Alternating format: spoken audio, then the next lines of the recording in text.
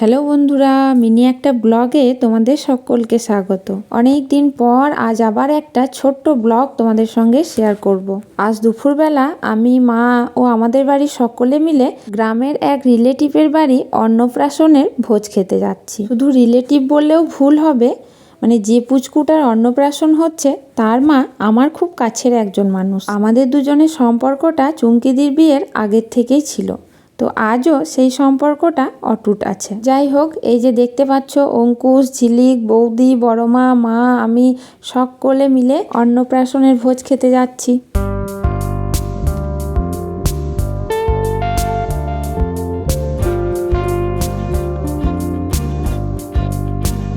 আমাদের ছোট্ট পুচকুটার জন্য আমার তরফ থেকেই ছোট্ট একটা উপহার।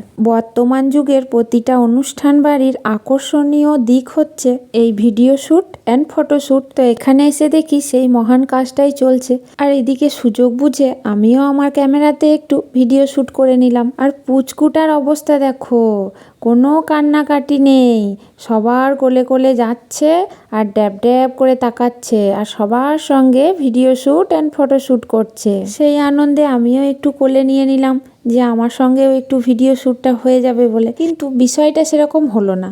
আমার কোলে চেপে সে তো আর ক্যামেরার দিকে তাকাচ্ছেই না, সবাই এদিক ওদিক করে অবশেষে একটুখানি তাকালো। আমি ভাবলাম পুচকুটার বোধহয় আমাকে পছন্দ হয়নি, তাই তাকাচ্ছে না। আমার কাছ থেকে অঙ্কুশের কোলে গিয়ে ও বেচারা হাই তুলতে শুরু করে দিয়েছে। ওর ঘুম চলে এসছিল, তাই পুচকুটাকে ওর মায়ের কোলে দিয়ে আমরা সকলে মিলে চলে এলাম ডাইরেক্ট খাবার টেবিলে। যাক বাবা, এই অনুষ্ঠান বাড়িতে অন্তত পক্ষে খাওয়ার জন্য আধ ঘন্টা আগে থেকে লাইন দিয়ে দাঁড়িয়ে থাকতে হয়নি, ডাইরেক্ট এসে বসতে পেয়েছিলাম খাবার জন্য। তার জন্য আমি খুব খুশি।